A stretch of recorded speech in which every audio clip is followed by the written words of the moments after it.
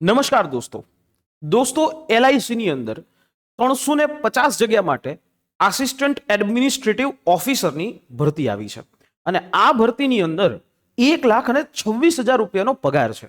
કોઈ પણ ગ્રેજ્યુએટ છે એ આ પરીક્ષા એ આપી શકે છે અને સિમ્પલ જો વાત કરીએ તો આ વખતે જગ્યા પણ ખૂબ સારી છે. 350 જેવી જગ્યા છે ટોટલ. આ આસિસ્ટન્ટ એડમિનિસ્ટ્રેટિવ ઓફિસર AAO કહેવાય અને એની આ જગ્યા છે. અને એમાંય કેટેગરી વાઇઝ છે એ આ પ્રકારની SC છે તો 51 જગ્યા છે, ST ની 58 જગ્યા છે, OBC 91 છે, EWS 38 છે અને 142 જેવી જગ્યા છે અનરિઝર્વ કેટેગરી માટે છે.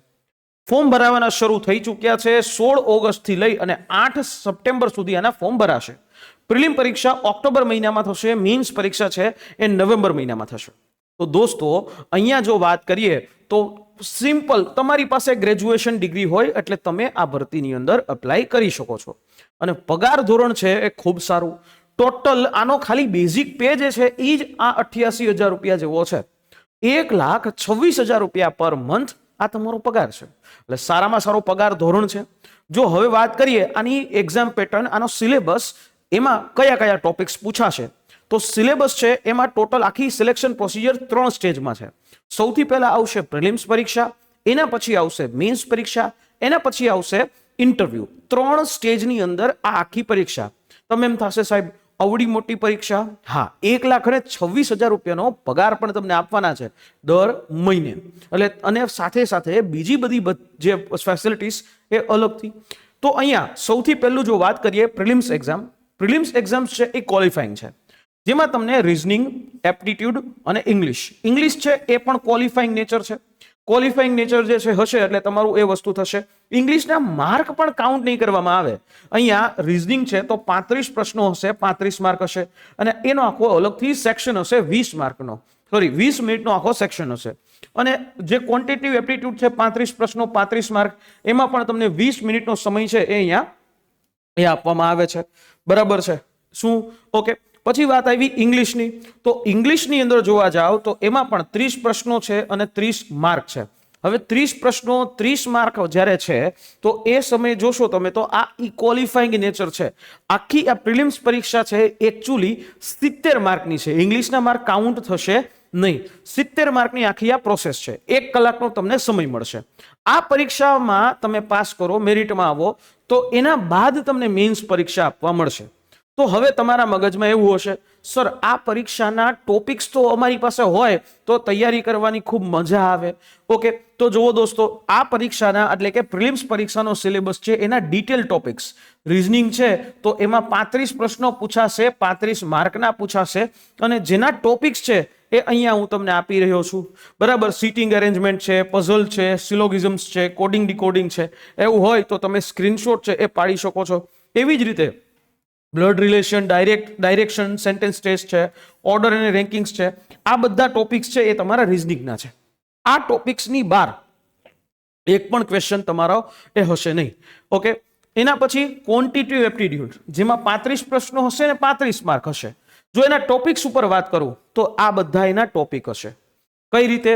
તો કે એમાં સિમ્પ્લિફિકેશન, એપ્રોક્સિમેશન, નંબર સિરીઝ હશે, ડેટા ઇન્ટરપ્રિટેશન એટલે DI, ટેબલ, બાર ચાર્ટ, પાઈ ચાર્ટ, આ બધા ઉપરથી તમારે માહિતી છે લેવાની હશે અને એમાં એના ક્વેશ્ચન છે એ તમને આપવામાં આવે જેને ડેટા ઇન્ટરપ્રિટેશન તરીકે ઓળખાય. એના પછી આ એરિથમેટિક, વર્ડ પ્રોબ્લેમ્સ, આના ટોપિક્સ હશે. એવું હોય તો સ્ક્રીનશોટ દોસ્તો પાડી અને તમે નોટ ડાઉન કરી શકો છો આ પરીક્ષા માટે. અને એવી જ રીતે ઇંગ્લિશ લેંગ્વેજ છે તો આ ઇંગ્લિશ લેંગ્વેજના આખા ટોપિક હશે. જે ક્વોલિફાઈંગ નેચર કહેવામાં આવે એ ક્વોલિફાઈંગ નેચર પ્રમાણેના હશે. આ એના બધા ટોપિક્સ છે એ તમને જોવા મળે છે. ઓકે. આના પછી તમારી મેઇન્સ પરીક્ષા થશે. મેઇન્સ પરીક્ષા અને એના બાદ ઇન્ટરવ્યુ આવે. એટલે મેઇન્સ અને ઇન્ટરવ્યુ આ બંનેના આધાર ઉપર તમારું આખું કેલ્ક્યુલેશન છે એ થશે, ફાઇનલ મેરિટ બનશે. તો જો મેઇન્સ પરીક્ષા છે એમાં રિઝનિંગ આવશે, GK અને કરંટ અફેર્સ આવશે, ડેટા એનાલિસિસ આવશે, insurance and financial market awareness આવશે, ઇંગ્લિશ ડિસ્ક્રિપ્ટિવ આવશે. ઇંગ્લિશ ડિસ્ક્રિપ્ટિવ છે એ પણ આગલાની જેમ ક્વોલિફાઈંગ નેચર પ્રમાણે હશે. આ ટોટલ 120 પ્રશ્નો થશે, 300 માર્કની પરીક્ષા થશે અને 2.5 કલાક જેવો સમય તમને આપવામાં આવશે. જેની અંદર આ 1, 2, 3 અને 4 આની પરીક્ષા જે છે એ પણ CBT થી થશે. પ્રિલિમ્સ CBT થી થશે તો આ પરીક્ષા પણ CBT, કમ્પ્યુટર બેઝ ટેસ્ટ થી થશે. બરાબર. રીઝનિંગ છે તો એના 30 પ્રશ્નો 90 માર્કના હશે, 40 મિનિટનો સમય મળશે એમાં. ઓકે. જીકે અને કરંટ અફેર્સના 30 પ્રશ્નો 60 માર્ક 20 મિનિટનો સમય મળશે. અહીંયા ડેટા એનાલિસિસ છે તો એના 30 પ્રશ્નો 90 માર્ક 40 મિનિટ મળશે. એવી રીતે જનરલ અવેરનેસ, માર્કેટ અવેરનેસ છે 30 પ્રશ્નો 60 માર્કના હશે, 20 મિનિટનો સમય મળશે. તો આ રીતે તમારો આખી મેન્સ એક્ઝામની પેટર્ન છે. અને આના જે ડિટેલ્ડ ટોપિક્સ છે એ આ પ્રકારે છે. આ ડિટેલ ટોપિક છે, રીઝનિંગની અંદર આ પ્રકારના ટોપિક્સ છે એ પૂછાશે. બરાબર. એવી રીતે general knowledge end current affairs છે તો એની અંદર આ પ્રકારના ટોપિક્સ છે એ પૂછાશે. કરંટ અફેર્સ માટે ખાસ 6 થી 8 મહિનાનું કરંટ અફેર તમારે કરવું પડે. અહીંયા નેશનલ ઇન્ટરનેશનલ ન્યૂઝ ને સ્પોર્ટ્સ બધું જે તમારે જોતું રહેવું પડે. 6 થી 8 મહિનાનું કરંટ અફેર પૂછાય છે. Banking, insurance end current affairs છે એ જોવાના થાય. આરબીઆઈ ની પોલિસીસ જે આવી છે એ જોવાની થાય. એલઆઈસી જે છે એના કોઈ ન્યૂઝ આવ્યા હોય, ઇરડાના ન્યૂઝ આવ્યો હોય. સ્ટેટિક જીકે છે તો એમાં સિમ્પલ ટોપિક જે છે એ પૂછાય. ઇકોનોમી અને ફાઇનાન્શિયલ અવેરનેસમાં જે બજેટરી વસ્તુ છે, બજેટ, ઇકોનોમિક સર્વે છે અને મેજર ગવર્મેન્ટ ઇકોનોમિક ઇનિશિયેટિવ્સ છે એ જનરલી પૂછાતું હોય છે. ઓકે. તો આના બાદ ડેટા એનાલિસિસ અને ઇન્ટરપ્રિટેશન છે એના 30 પ્રશ્નો હોય, 90 માર્ક હોય. અને જેમાં ડેટા ઇન્ટરપ્રિટેશન એટલે ડીઆઈ કહેવામાં આવે. તો ડીઆઈમાં જે તમે પ્રિલિમ્સમાં કર્યું છે એ જ વસ્તુ તમારે અહીંયા કરવાની થાય. બરાબર.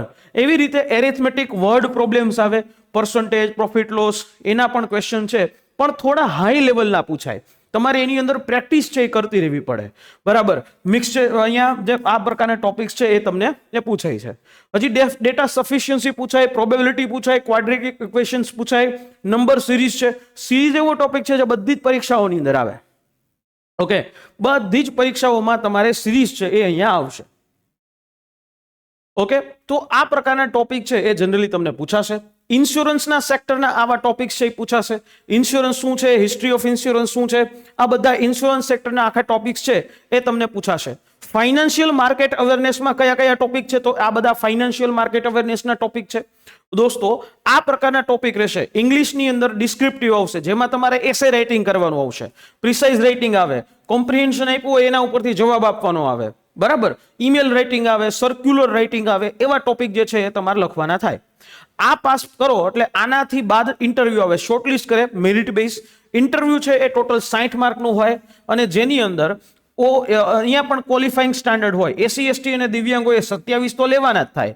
અનરિઝર્વ કેટેગરીને 30 માર્ક છે એ લેવાના જ થાય. ફાઇનલ મેરિટ છે, ફાઇનલ જે છે મેરિટ એ મેન્સના માર્ક પ્લસ ઇન્ટરવ્યુના માર્ક, આ બંને વસ્તુઓ છે એ અહીંયા એ થઈ શકે છે. બરાબર છે. આ વસ્તુ જે છે અહીંયા થઈ શકે છે. ક્લિયર. તો તમારું જે ઇન્ટરવ્યુ છે એ ફાઇનલ મેરિટ જે છે મેન્સના 300 માર્ક અને ઇન્ટરવ્યુના 60 માર્ક, એટલે આખું 360 માર્ક ઉપરથી આખી વસ્તુ જે છે એ થશે. ડિસ્ક્રિપ્ટિવ પેપરના માર્ક કન્ડક્ટ નહીં થાય, ગણવામાં નહીં આવે અને બધા સેક્શન જે છે તમારે ક્લિયર કરવાના થશે. 3 સ્ટેજ જે છે તમારે ક્લિયર કરવાના થશે. ત્યાર પછી સિલેક્શન છે એ થશે. એટલે લગભગ આનું સિલેક્શન માર્ચ 2024 સુધીમાં થઈ જશે. અને જો આના ઉપર કોઈ માહિતી જોતી હોય તો ચોક્કસથી અમારી આ હેલ્પલાઇન નંબર ઉપર કોલ કરી શકો છો અને કેવી રીતે તૈયારી કરવી એની સમગ્ર વિગત પણ અમારી હેલ્પલાઇન નંબર પર કોલ કરીને માહિતી લઈ શકો છો. આશા રાખીએ માહિતી સમજાઈ હશે. મળીએ નેક્સ્ટ સેશનમાં. જય હિન્દ, જય ભારત.